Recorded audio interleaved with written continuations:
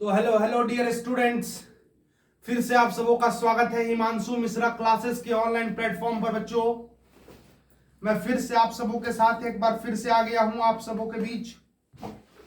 और आज जो हमारा टॉपिक होगा बच्चों, आज हम जो पढ़ने जा रहे हैं वो इंग्लिश का टॉपिक है और बड़ा ही बेहतरीन टॉपिक है। आज हम इंग्लिश पढ़ने जा रहे हैं बच्चों। आज हम जो पढ़ेंगे उस सब्जेक्ट का नाम है इंग्लिश, और इंग्लिश में जो टॉपिक पढ़ने जा रहे हैं बच्चों उस टॉपिक का नाम है वॉइस। आज हम वॉइस पढ़ने वाले हैं। आज हम क्या पढ़ने वाले हैं बच्चों? तो आज हम वॉइस पढ़ने वाले हैं। अब बच्चों, बहुत सारी मन में आपकी विडंबनाएं आई होंगी कि ये वॉइस हमें पढ़ने की आवश्यकता क्यों पड़ी। जरा समझिए ध्यान से। हमने टेंस पढ़ा, तो टेंस में हम दो प्रकार की वॉइस मतलब क्या होता है एक्चुअली? आपको बोलना। वॉइस मतलब आपके बोल, यही तो है ना। तो बोल को आप दो तरीके से बोल सकते हो, या तो वर्ब के फॉर्म में कि वह खाना खाया, उसने गाना गाया, वह खेल खेल रहा है, वह रो रहा है, हंस रहा है, खा रहा है, पी रहा है। तो आप एक चीज बोल सकते हो वर्ब का यूज करके, है ना। और एक चीज आप वर्ब विदाउट वर्ब के यूज के बोल सकते हो, जैसे वह अच्छा लड़का है, वह गंदा लड़का है, उसने मुझे वो बहुत इंटेलिजेंट है। तो एक बिना वर्ब के यूज के आप बोल सकते हो। तो दो प्रकार की चीजें आप बोल सकते हो, एक में आप वर्ब यूज कर सकते हो और एक में बिना वर्ब यूज किए आप बोल सकते हो। ये चीज आपको समझ में आए? मतलब इस वॉइस मतलब क्या होता है? वॉइस मतलब होता है एक्चुअली बोल। आपकी क्या भाषा है, आपने किस प्रकार से बोला। तो आप दो प्रकार से बोल सकते हो, एक वर्ब का इस्तेमाल करके बोल सकते हो और एक वर्ब का इस्तेमाल करके नहीं बोल सकते। अब आगे आए। अब हम जैसे एक चीज आपको हम बताने का प्रयास करते हैं। जैसे आज तक हम पढ़ते आ रहे हैं, हमने जो अभी तक पढ़ा, चाहे वो टेंस में पढ़ा, चाहे वो जो भी शब्द हम इस्तेमाल करते हैं, उसमें हम क्या करते हैं? हम फोकस किस पे करते हैं? हम फोकस ऑन सब्जेक्ट करते हैं। हम किस पे फोकस करते हैं? हमने आपको टेंस पढ़ाया, तो टेंस में मैं आपको क्या बताता था कि आप सब्जेक्ट पर फोकस कीजिए, आप सब्जेक्ट को देखिए। जैसे मैं खाना खा रहा हूं, राम गा रहा है, राम उस काम को कर रहा है, राम इतने दिनों से वहां नहीं है। तो हम फोकस किस पे करते हैं? सब्जेक्ट पर। अभी तक जितने प्रकार के हम सेंटेंस पढ़ते आ रहे थे इस वॉइस चैप्टर के पहले से, उस सब में हम फोकस किस पर कर रहे थे? उस सब में हम फोकस कर रहे थे बच्चों सब्जेक्ट पर। तो हम दो चीजों को लेकर फोकस कर सकते हैं, या तो हम फोकस कर सकते हैं किस पर बच्चों? फोकस ऑन सब्जेक्ट, या तो हम सब्जेक्ट पर फोकस कर सकते हैं बच्चों। और नहीं तो दो चीज, एक चीज होता है कि फोकस ऑन ऑब्जेक्ट, या तो हम बच्चों ऑब्जेक्ट पर फोकस कर सकते हैं। तो दो प्रकार का फोकसिंग हमारा हो सकता है बच्चों, या तो हम सब्जेक्ट पर फोकस कर सकते हैं और या तो हम ऑब्जेक्ट पर फोकस कर सकते हैं। बच्चों, जिसको हम जिस स्टेटमेंट में, चाहे जिस लाइन में हम सब्जेक्ट पर फोकस करते हैं बच्चों, वैसे वॉइस को हम लोग एक्टिव वॉइस बोलते हैं।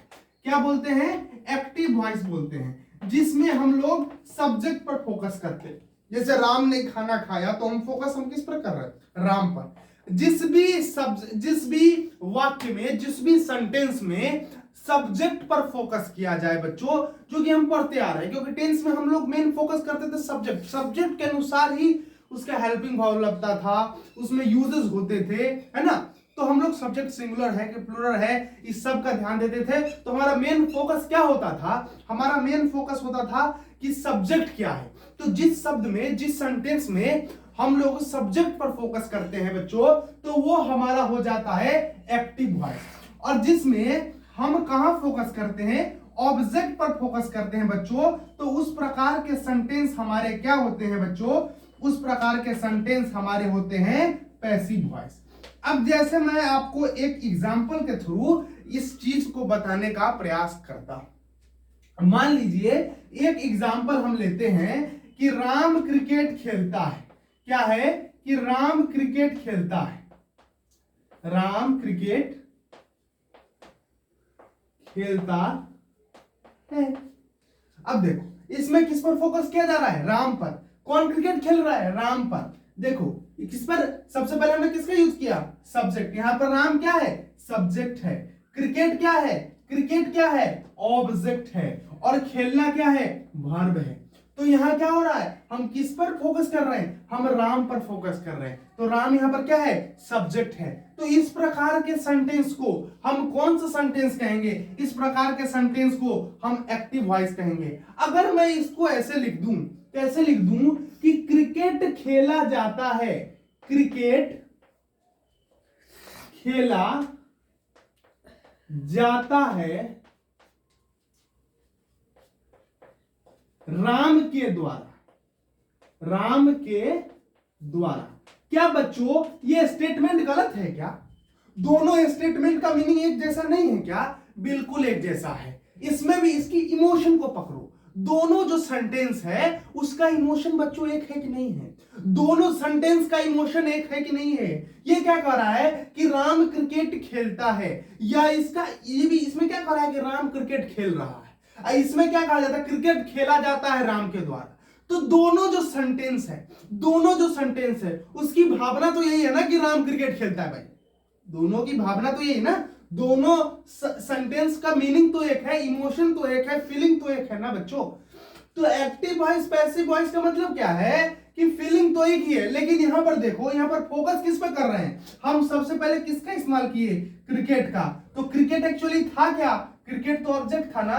तो इस पर हम किस पर फोकस किए हैं बच्चों, इस पर हम ऑब्जेक्ट पर फोकस किए हैं। तो इस प्रकार का स्टेटमेंट जिसमें ऑब्जेक्ट पर फोकस किया जाए बच्चों, तो उसको हम लोग क्या बोलेंगे, उसको हम लोग बोलेंगे पैसिव वॉइस। अब मोटा मोटा मैंने आपको बता दिया कि एक्टिव वॉइस पैसिव वॉइस क्या होता है। एक बार बच्चों मैं कैमरा जरा देख लूं वर्क कर रहा है ठीक से कि नहीं। दिख रहा है अच्छे से इधर, अच्छा से दिख रहा है ना सारा कुछ। क्रिकेट खेला जाता है रंग, सही है। अब बच्चों थोड़ा सा आगे इस पर जो है हम बढ़ने का प्रयास करेंगे और थोड़ा सा आगे समझने का बच्चों हम प्रयास करेंगे। देखिए बच्चों,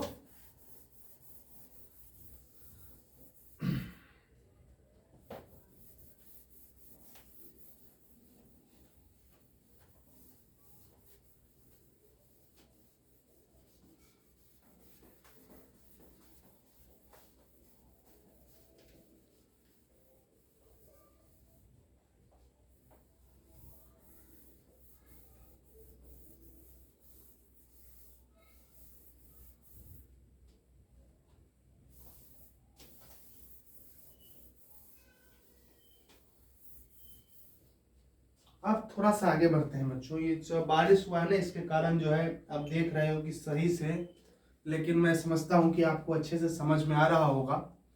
अब थोड़ा सा हम आगे बढ़ने का प्रयास करते हैं। तो जिस प्रकार से हम लोग टेंस में चलते हैं ना बच्चों, उसी प्रकार से हम लोग एक टेंस में कैसे कैसे मैं नियम लगाऊंगा एक्टिव वॉइस और पैसिव वॉइस का, इससे हम समझने का प्रयास करते हैं। तो वॉइस कितने प्रकार का हुआ, ये मेरे बच्चों को मुझे लगता है कि अच्छे से समझ में आ गया होगा। मैंने आपको बता दिया बच्चों कि वॉइस कितने प्रकार का होता है भाई मेरे। तो वॉइस मेरे भाई दो प्रकार का होता है, एक होता है एक्टिव वॉइस है ना, और दूसरा मेरे भाई क्या होता है, पैसिव वॉइस। ये मुझे लगता है कि आपको समझ में बिल्कुल अच्छे तरीके से आ गया होगा। अब थोड़ा सा आगे मैं बढ़ता हूं। अब जैसे मैं ले लेता हूं प्रेजेंट इंडेफिनिट, क्या लूंगा, प्रेजेंट इंडेफिनिट। टेंस कितने प्रकार के होते हैं ये आपको पता होगा कि नहीं पता है बाबू?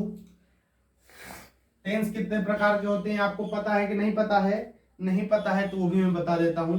टेंस कितने प्रकार के होते हैं? 3 प्रकार के। मैं आपको एक चीज बता देता हूं, इसको मिटा के मैं जरा आपको एक चीज बता देता हूं। टेंस के थोड़ा सा मैं टेंस का यूज करूंगा बस, उसके बाद मैं इसको रिलेट कर दूंगा तो थोड़ा सा अच्छा से और जो है समझ आ जाएगा, है ना।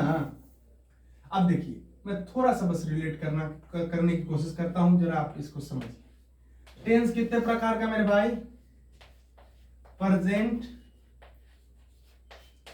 पास्ट, फ्यूचर, और ये तीनों 4-4 भाग में डिवाइडेड है। अब प्रेजेंट को कैसे मैंने डिवाइड किया, जरा इसको भी समझने का प्रयास आप कर लीजिए। प्रेजेंट इंडेफिनिट,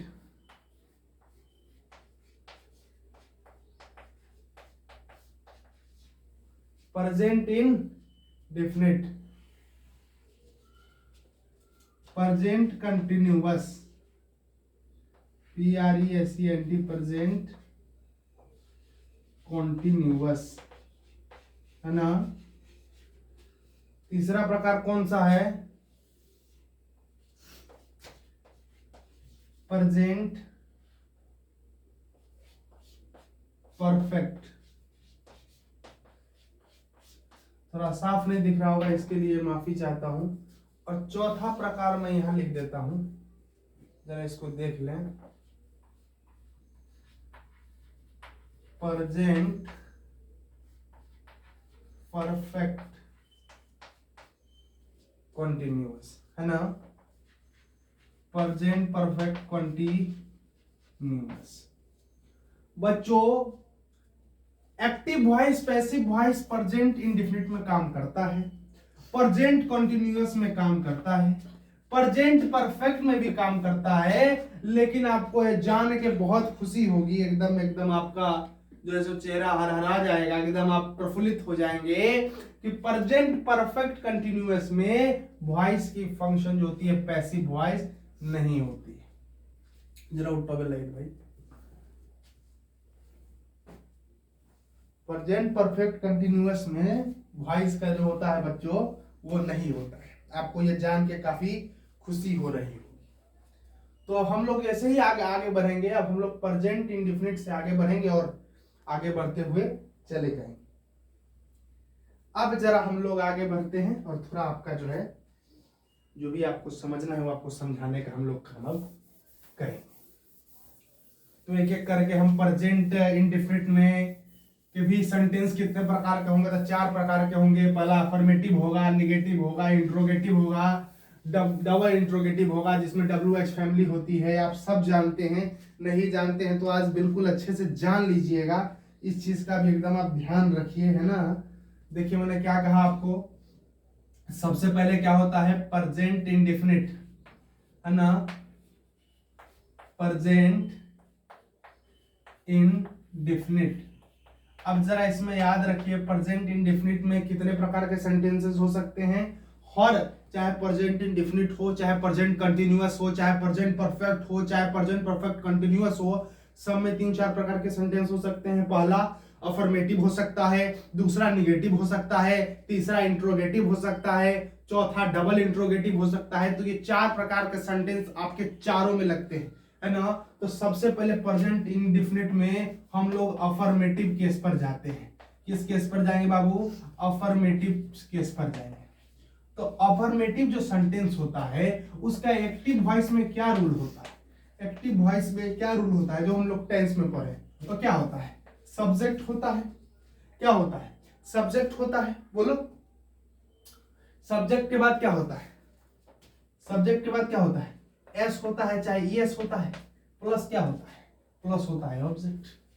बोलो ये गलत है कि सही है? आप हमको जो बताइए इस बात को। वर्ब में लगाना भूल गया, आप यहाँ पर वर्ब लगा दें। मेन वर्ब का फर्स्ट फॉर्म होता है। जो आप अफर्मेटिव सेंटेंस बाबू पढ़ते हो, जरा मुझे एक बात आप समझने का जो है सो प्रयास कीजिए। जो आप अफर्मेटिव सेंटेंस पढ़ते हो बच्चे, तो आप प्रेजेंट इंडेफिनिट टेंस में जो अफर्मेटिव पढ़ते हो, तो प्रेजेंट इंडेफिनिट में जो अफर्मेटिव केस होता है उसके लिए क्या होता है रूल? आप जानते हो ना कि सब्जेक्ट होता है, उसके बाद मेन वर्ब का फर्स्ट फॉर्म होता है, उसके बाद एस चाहे एस लगता है, और उसके बाद क्या हो जाता है बच्चों? उसके बाद ऑब्जेक्ट हो जाता है। मैं एक एग्जांपल आपको जो है लिखकर जरा सा बताता हूं।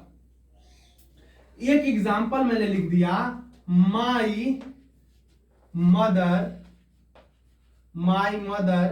Loves me. जरा से समझिए, माई मदर लव्स मी। अब यहां पर माई मदर क्या है? जरा मुझे बात बताओ, माई मदर क्या है? माई मदर क्या है बाबू? माई मदर है सब्जेक्ट। अगर हम एक्टिव वॉइस की बात करें, चाहे किसी वॉइस की बात करें, तो एक्टिव वॉइस में माई मदर क्या है? एक्टिव वॉइस में माई मदर क्या है? Subject. My mother loves me, मेरी माँ मुझे प्यार करती है।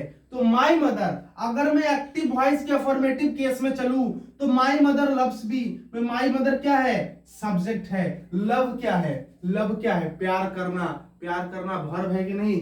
प्यार करना के साथ एस लगाना है, एस मेन वर्ब के बाद क्या लगाना है? एस चाहिए। यहाँ लव के साथ LOVE के साथ एस लगा है ना, तो इस पर जा रहा है ना, subject plus main verb love plus S है ना, उसके बाद ऑब्जेक्ट, ऑब्जेक्ट मी। अब बच्चे कहेंगे देखो आप जानते हो कि आई क्या होता है? आई क्या है? प्रोनाउन है। आई क्या है? प्रोनाउन है ना। आई को जब आप सब्जेक्टिव केस में यूज करोगे बच्चे, आई को जब आप सब्जेक्टिव केस में यूज करोगे, ये सब पर्सनल प्रोनाउन होता है। आई, वी, दे, यू, ये सब वी, ये क्या होता है? जैसे हो गया आई हो गया, वी हो गया, दे हो गया, यू हो गया, है ना। हुआ कि नहीं हुआ? तो उसके बाद ही हो गया, सी हो गया, ये सब क्या है? ये सब पर्सनल प्रोनाउन है। ये सब कौन प्रोनाउन है बाबू? ये सब पर्सनल प्रोनाउन है। ये आप जानते हो? नहीं जानते हो तो जान लो, ये कौन प्रोनाउन होते हैं बच्चे? ये पर्सनल प्रोनाउन होते हैं बाबू, पर्सनल प्रोनाउन होते हैं, पर्सनल प्रोनाउन होते हैं। तो जब इसे आप सब्जेक्टिव केस में यूज करोगे तो आई का आई रहेगा, वी का वी रहेगा, दे का दे रहेगा, यू का यू रहेगा, ही का ही रहेगा, सी का सी रहेगा।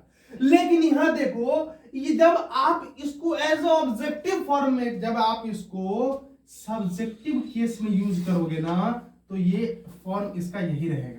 लेकिन जब आप इसको ऑब्जेक्टिव केस में यूज करोगे, मेरी माँ मुझे प्यार करती है, मुझे मतलब आई होगा ना, तो आई को जब आप ऑब्जेक्टिव केस में यूज करोगे तो आप जान लो कि आई का हम लोग क्या लिखते हैं? आई का हम लोग मी लिखते हैं, वी का हम लोग अस लिखते हैं, दे का हम लोग देम लिखते हैं। जब आप इसको ऑब्जेक्टिव केस में यूज करोगे, यू का हम लोग यू ही लिखते हैं, यू का यू ही लिखते हैं, ही का क्या लिखते हैं? ही का हिम लिखेंगे, सी का क्या लिखते हैं बाबू? सी का हर लिखते हैं। तो जब आप ऑब्जेक्टिव केस में यूज करोगे तो आई का क्या होगा? मी होगा। देखो यहां मी यूज हुआ है कि नहीं? तो मी यहां पर क्या है? ऑब्जेक्ट है। मी क्या है? ऑब्जेक्ट है।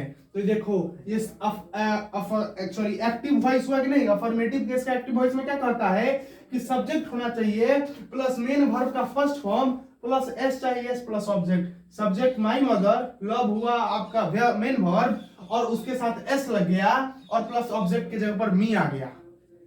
अब याद रखिए ये चीज, थोड़ा मैंने आपको पर्सनल प्रोनाउन पर मैं चला गई है, तो मेरा आदत गलत है कि मैं पढ़ाता कुछ और हूं, कहीं और चला जाता हूं। चलिए मैं एक भी डाउट आप लोग का रहने नहीं दूंगा, इसलिए मेरा आदत है कि एक एक डाउट मैं आपका क्लियर करते हुए आगे बढ़ूं। दैट्स वाई हमारा ये सिचुएशन हो जाता है। तो मैं आपको बता दिया कि एक्टिव वॉइस का क्या होगा एक्चुअली रूल। तो जब आप इसको पैसिव वॉइस में, जब आप प्रेजेंट इंडेफिनिट के अफर्मेटिव केस को जब आप पैसिव वॉइस में बदलोगे तो उसका क्या रूल होता है, उसको मैं अभी लिख देता हूं, जरा ध्यान से देखिए। ये एक्टिव वॉइस हो गया है ना, ये कौन सा वॉइस है बाबू? ये एक्टिव वॉइस है। जब इसको आप पैसिव वॉइस में बदलोगे तो मैंने क्या कहा कि एक्टिव वॉइस में लोग किस पर फोकस करता है? सब्जेक्ट पर फोकस करता है, सब्जेक्ट को हीरो बनाकर रखता है। लेकिन पैसिव वॉइस में आपको किस पर फोकस करना है? तो पैसिव वॉइस में आपको ऑब्जेक्ट पर फोकस करना है, आपको ऑब्जेक्ट को हीरो बनाना है। तो हम ऑब्जेक्ट को क्या करेंगे? यहां से पकड़ के सब्जेक्ट के जगह पर ले आएंगे।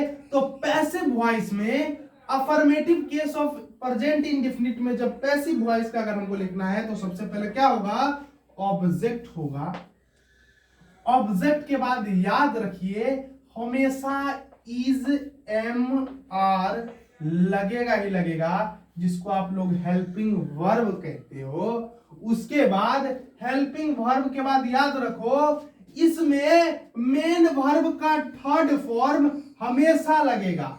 याद रख लीजिए, अगर पैसिव वॉइस आपको बनाना है, एक चीज आप बिल्कुल अपने मन मंदिर में एकदम बिठा ही लीजिए, एकदम अच्छे से डाल लीजिए कि अगर आपको पैसिव वॉइस बनाना है तो आपको याद होना चाहिए कि मेन वर्ब का हमेशा थर्ड फॉर्म यूज होगा मेरे प्यारे साथियों।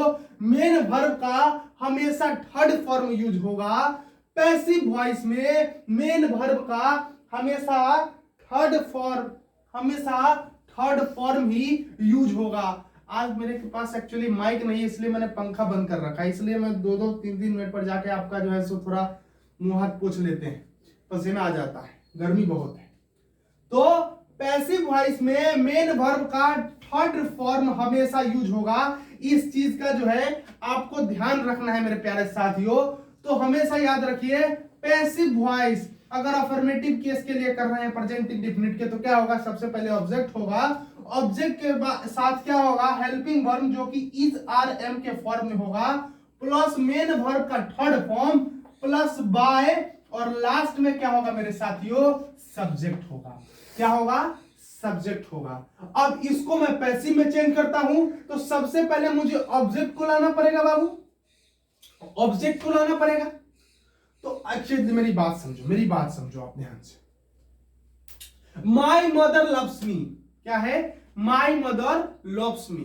ओके, तो इसमें माई मदर क्या है, सब्जेक्ट है, तो सब्जेक्ट सबसे लास्ट में चला जाएगा। अच्छा यहां देखिए, यहां जो मी है, यहां ऑब्जेक्टिव केस के लिए मी है, याद रखिए। यहां क्या है, यहां ऑब्जेक्टिव केस के लिए मी है। एक चीज आप हमेशा अपने, मैंने क्या कहा कि यहाँ पर मी को आप किस फॉर्म में यूज कर रहे हैं, यहाँ आई को ऑब्जेक्टिव फॉर्म में यूज किया, इसलिए आप मी का यूज कर रहे हैं। लेकिन यहाँ पर जो आप मी है उसको एज ए सब्जेक्ट आप बनाइएगा, पहले लिखिएगा तो एज ए सब्जेक्ट। तो मी का सब्जेक्टिव केस आप यहाँ पर मी को यहाँ ऑब्जेक्टिव केस में यूज किए हैं कि मेरी माँ मुझे प्यार करती है, तो मेरी माँ किसे प्यार करती है, तो मुझे प्यार करती है, तो वहां पर मी ऑब्जेक्टिव केस है, आई ऑब्जेक्टिव केस है, इसलिए वहां पर मी यूज हुआ है। आई का ऑब्जेक्टिव फॉर्म होता है मी, लेकिन यहां पर जब उसका पैसिव वॉइस बनाएंगे तो जो मी है ना उसे एज ए सब्जेक्टिव केस मुझे यूज करना है। ऑब्जेक्ट पहले आएगा तो एज ए सब्जेक्टिव केस जब यूज करना है, तो मी का सब्जेक्टिव केस का फॉर्म क्या होता है, आई होता है कि नहीं। तो मैं क्या लिखूंगा, आई, और आई के साथ इज एम आर में क्या लगेगा, एम लगेगा, बहुत बढ़िया। तो आई एम, उसके बाद क्या है, मेन वर्ब का थर्ड फॉर्म, तो लव का क्या होगा, लव का लव्ड होगा, LOVED, मेन वर्ब लव का थर्ड फॉर्म क्या होगा, लव्ड होगा। तो I am loved, LOVED, main verb का थर्ड फॉर्म, सबसे पहले ऑब्जेक्ट, लेकिन ऑब्जेक्ट को यहां सब्जेक्टिव फॉर्म में यूज कर रहे हैं इसलिए मी का आई हो जाएगा, ठीक है। उसके बाद एम हेल्पिंग वर्ब में, उसके बाद मेन वर्ब का थर्ड फॉर्म, तो लव का थर्ड फॉर्म लव्ड हो जाएगा, बाय का बाय रहेगा, और सब्जेक्ट क्या है, माय मदर।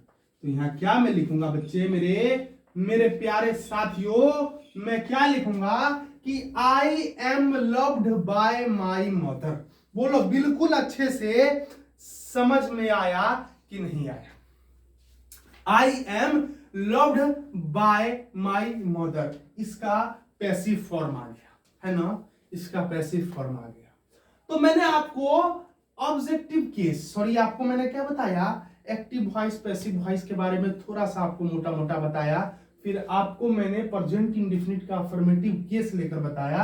अब अगले फॉर्म में, अगले वीडियो में मैं बात करूंगा प्रेजेंट इंडेफिनिट के निगेटिव केस, इंट्रोगेटिव केस और डबल इंट्रोगेटिव केस के बारे में। तब तक के लिए बहुत बहुत धन्यवाद। लेकिन एक चीज बच्चों, मेरे साथियों याद रखें, वीडियो को लाइक एंड सब्सक्राइब करना बिल्कुल नहीं भूले साथियों, क्योंकि बहुत मेहनत के साथ आपके लिए वीडियो बनाई जा रही है। मेरे प्यारे दोस्तों, इस बात का हमेशा आप लोगों को याद रहे। थैंक यू, धन्यवाद।